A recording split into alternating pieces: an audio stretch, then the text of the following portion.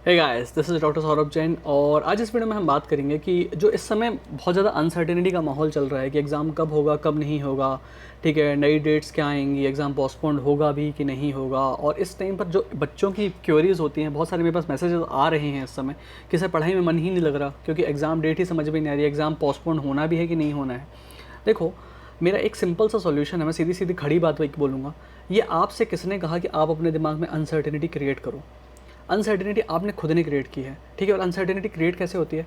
आप बार बार न्यूज़ देखोगे, आप बार बार ट्विटर खोल करके देखोगे, आप बार बार फेसबुक पे पोस्ट देखोगे लोगों के, आप बार बार यूट्यूब खोल के देखोगे, यूट्यूब के वीडियोस देखोगे, और ठीक है, आपके दोस्तों के आप मैसेजेस पढ़ोगे।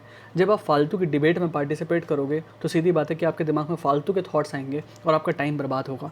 इसलिए एक नीट के स्टूडेंट होने के नाते आपको इतना डिसिप्लिन्ड रहने की ज़रूरत है कि आपका फोकस सिर्फ़ और सिर्फ आपकी पढ़ाई पर हो। आप ये सब फालतू चीज़ों में अपना दिमाग नहीं लगा सकते।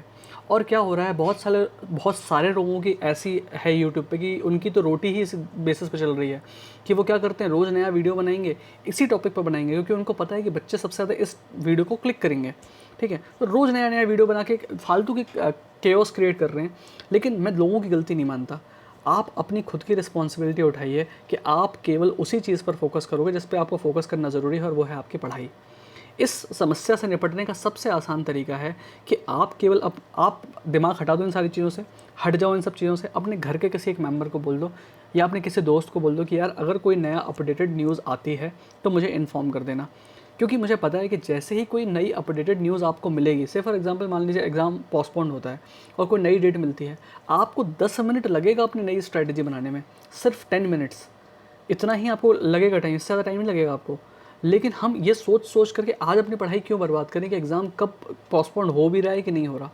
आपको एक डेट मिल गई है 26 जुलाई, उससे पहले एग्ज़ाम होगा नहीं, अगर पोस्टपोन्ड होगा तो उसके बाद ही होगा। तो ये आपको किसने हक दिया कि आप इस एक पर्टिकुलर चीज़ के पीछे अपना टाइम बार बार बर्बाद करो? यार आप 26 जुलाई पे फोकस करो ना, आप उसके हिसाब से अपनी तैयारी करो। नया अगर कभी कोई डेट आएगी तो 10 मिनट के अंदर आप नई स्ट्रैटेजी बना लोगे, फिर लग जाओगे आप अपनी पढ़ाई पर, ठीक है। क्योंकि अभी अगर नई डेट आती है तो उस पर भी बहुत लंबी चौड़ी डिबेट होगी, उस पर भी लोग 1000 वीडियोस बनाएंगे, ठीक है। तो आपके पास इतना टाइम नहीं है कि आप ये सब चीज़ें करते रहो।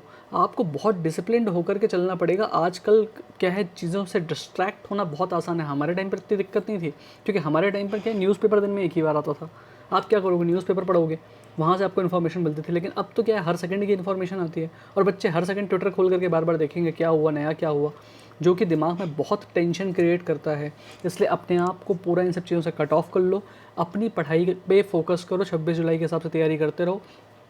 कुछ नया अपडेट होगा तो दुनिया में, संसार में बताने वाले इतने लोग होंगे कि आपको वैसे भी अपने आप पता चल जाएगा। ऐसा नहीं होगा कि कुछ चेंज हो जाएगा, कोई नई डेट आ गई और आपको पता ना चल पाए, तो पता तो चली जाएगी।